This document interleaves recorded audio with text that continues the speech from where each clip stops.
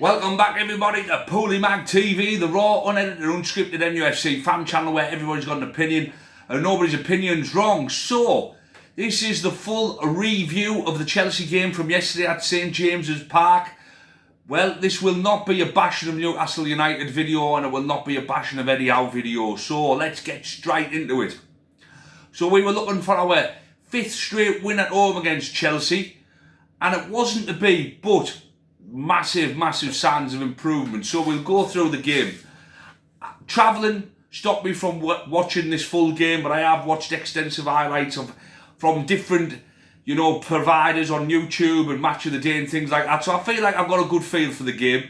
I might not have watched every single second of it, but I've watched enough to know that we were a hell of a lot better than what we were against Sunderland and against Fulham in the Cup.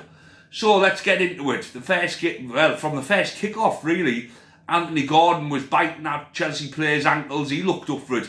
Gordon sometimes does look up for it in these big games, which makes me wonder, is he wanting to move away sometimes? Because he just seems to turn up in big games, but never seems to turn up against the littler teams. But I'm not going to bash Anthony Gordon because I thought he was great yesterday.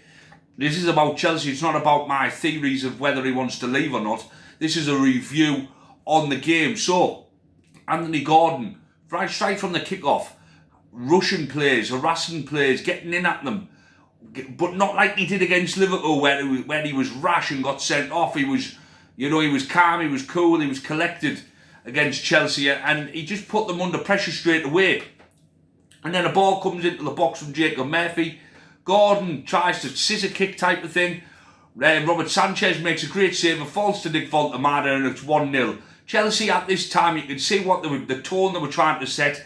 Every time we attacked, one of their players went down, they'd start screaming and shouting if we didn't kick the ball out. And this first goal was no different. And then Anthony Gordon nearly makes it 2-0. And again, Malo Gusto's holding his leg. I think it's Malo Gusto. And Robert Sanchez comes out screaming and shouting at the referee and gets booked. Great save from Sanchez, by the way. But we're all over them at this point. Bruno's dictating the pace. Sandro Tonali's doing really well. Nick Voltemada's in the box and he's getting balls into the box.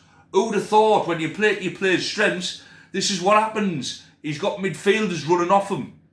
He's got midfielders close to him. He's got wingers close to him. He's further in the box. He's running onto things. He's looking out to see if there's a deflection that he can maybe get a foot on. This is what a striker does. Clearly, Wissa coming back. And the little bits of training that they've done, maybe it's the fact that he knows he can get substituted now, and the fact that he knows that his place is at threat.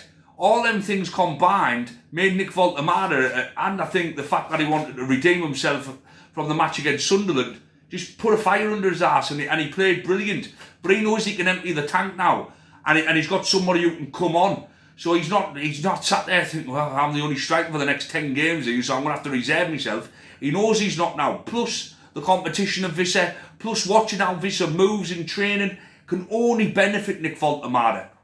It can only benefit him. And it seemed to yesterday, Anthony Gordon whips a great ball in and he toe pokes it. Smart finish, striker-like finish. Brilliant from Nick Voltemada, and we're all over them. We are all over them. He should have scored a third, but he didn't. And we're just battering them. Jacob Murphy doing what he does best, crossing balls, and they can't get out their own half in the first half. And we absolutely mauled them that first half. But as I say, with this Newcastle team, unfortunately, we need more than a 2-goal lead, and that come to fruition. I was sat there thinking, I was on the bus listening to the Toon review, and I was sat there thinking, hopefully, we can bypass the first 15 minutes. Just get through it of the second half and then start to dominate the game again. Because you can't go full throttle for the full 90 minutes, especially against a team like Chelsea. Chelsea are a very good team. The Club World Cup champions have got some awesome players. They've got World Cup winners in their squad. They've spent billions over the last 5 years, and that's not even an exaggeration. They actually have spent billions on their squad. So you knew they were going to come back into the game, but you just wanted it to be a little bit further down the line in the 49th minute when Reece James curls one in. Now, Aaron Ramsdale hasn't been at fault for many of the goals, and he's not 100% at fault for this. It was a world-class free kick down don't take out away from Reece James, but I think Ramsdale's just a little bit too far over to the right. But taking nothing away from Reece James, it was a fantastic free kick. But our heads didn't go down. We still kept on at them. We still created chances. We were still getting in at them. They were crying and whinging and throwing themselves on the floor. Cole Palmer. They were a dirty team yesterday, I thought, Chelsea. A really dirty team. And Trevor Chalobah, how the hell that wasn't a penalty? I'm going to get onto the referee, because he did absolutely nothing for us. Harvey Barnes right at the end got pulled back. Chalobah absolutely just rugby tackled Anthony Gordon. How that wasn't a penalty, I do not know.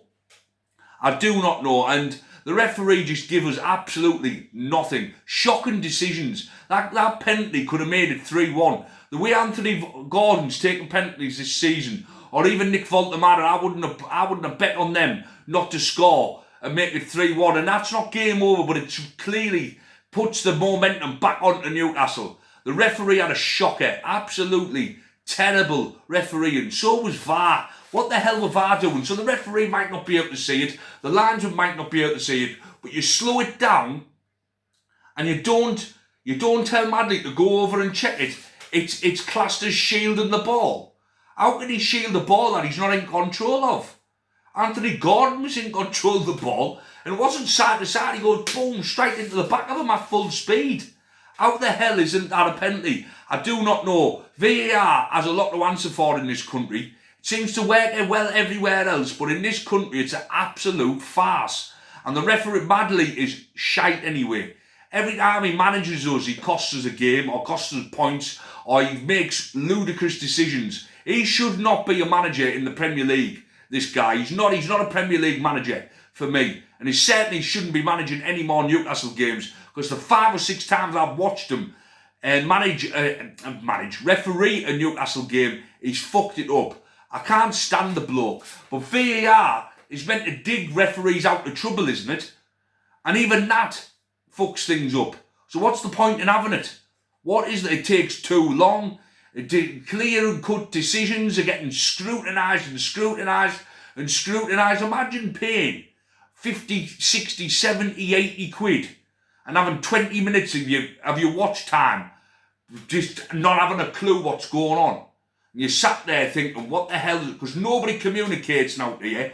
They look at it from every angle, from space, and they still can't make a decision. It comes on the telly, and I can sit there and I can know whether it's offside, whether it's a foul or not. How can't they, the trained referees? And VAR is meant to slow things down. It's meant to give them, it's meant to be an aid, isn't it? Not a hinder. It just hinders them. It's took away the fun from a lot of football, and it ruined what was a throwback game for me. Because what I seen was two teams going head to head. And Chelsea, give them credit, they got back into it again. Malik Chow, probably his only mistake of the season, slipped. João Pedro, cool as ever. 2-2. Game on. Chelsea did well. They stepped it up a gear in the second half. They're a very good team. But Newcastle's, again, didn't let their heads go down. This is what we've been waiting to see this season. We went at them again and again and again. And Harvey Barnes, right at the death, could have volleyed it in. Nearly got it to 3-2 and then gets pulled back. He gets pulled back, and VAR and the referee again decide it's not a foul. What the hell do you have to do to get a foul? What the hell do you have to do? With two absolutely shocking decisions. There was a definite penalty, and if that's not a red card, I don't know what is. I really don't. Pathetic from VAR. Pathetic from the referee. I don't usually come on here because I always say you make your own look in football. And I don't like to use the referee and VAR as a scapegoat for not getting a win. But that was disgraceful yesterday. Absolute disgrace. But well done to Newcastle. That is a performance that I have been waiting to see for a very, very long time. Well done, Eddie Howe. I'm still not Eddie Howe win. Yeah. Because I don't change my mind after one good performance. But well done. I ain't going to come on here and slate them either. Well done. Very, very well. James Bunce must have been on holiday or something, because we actually got our fingers out of our arse and did something yesterday, you know, and it looked like the old Newcastle.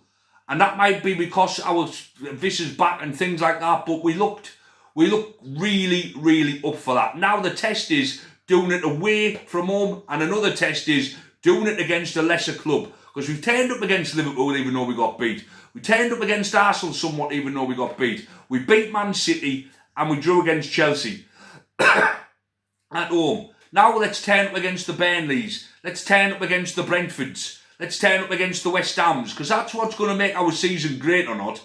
Turning up against them teams. But on the whole, that was a fantastic game of football. Very, very good performance. Shame we've dropped 2 points. It is, we keep doing it. That's 13 points from winning positions we've dropped. If we'd have got 7 or 8 of them, we'd be in a title race.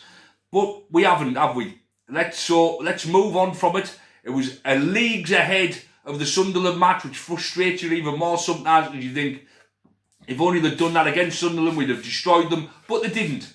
But they did against Chelsea. So well done to Newcastle. We've got Manchester United on Boxing Day. I will be doing a review of that game. I won't be doing a preview and everything like that. It's Christmas. I'll be spending time with my family. But I will be watching that full match. So I will do a review on the 27th. That will come out on the 27th. I hope everybody has a fantastic Christmas. Stay safe. And as I always say, keep it black and white and keep it PoolieMagTV. Over and out.